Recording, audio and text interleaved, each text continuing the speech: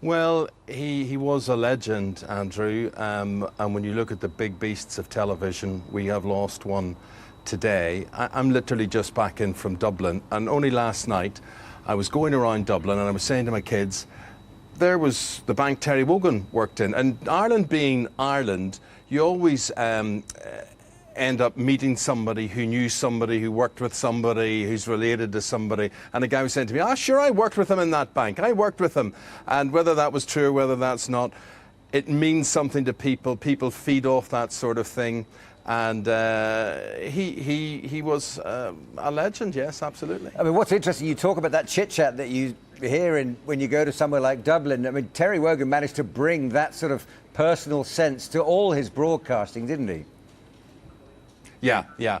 But the other thing, Andrew, is don't underestimate, he made what was quite difficult to some people seem very, very easy, and in truth it was easy to him. He had an economy of effort with most things, and I say that because he's a man after my own heart. He didn't like to push himself too hard, but I think he worked harder than he let people, as we would say in Ireland, let on.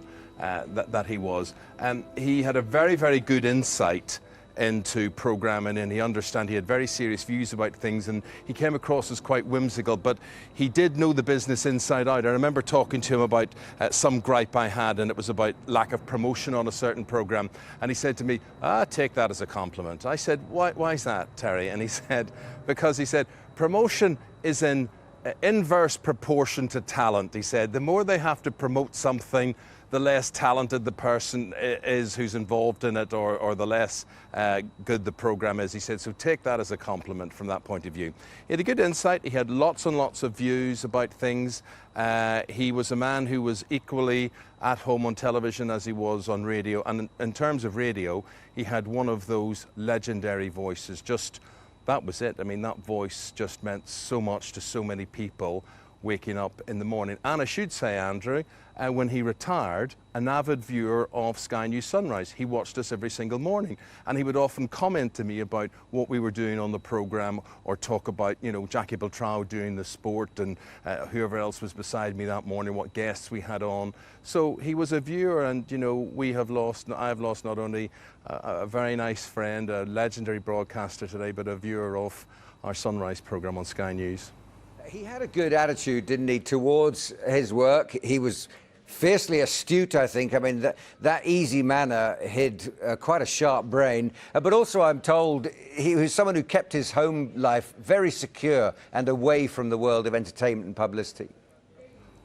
Lovely family. I mean, obviously, I've been lucky enough to be in his home, visit his home. He was a great entertainer. He loved giving select or small dinner parties and having friends around. He was very influential. I mean, he knew everybody, and I'm talking about people in authority, really high up people in the world of politics, diplomats, that sort of thing. A very good entertainer. He liked being an entertainer. He was lord of his manor. Beautifully tight-knit family, his sons and daughters, and his lovely wife Helen, and they will be absolutely devastated by all of this.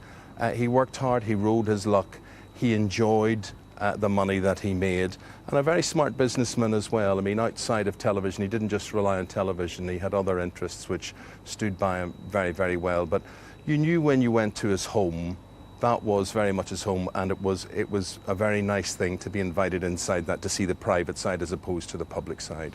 The skill of radio, I'm told, Eamonn, perhaps more so than TV, is that ability to make everyone who's listening to you think that they're the only one that you're actually talking to. And Sir Terry was always proud of this idea. I've only got one listener, he used to say, didn't he? Because there was only one person, as far as he was concerned, listening. It was each and every one person around the country.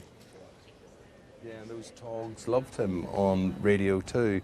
It was just a beautiful way of doing things, a very simplistic way of doing things, and so he took something very complicated and made it seem very easily. So it was like waking up with a lovely, warm, frothy coffee or something. His voice was as smooth as that. Eamonn, good to talk to you. Thanks for joining us this afternoon here on Sky News. Eamonn.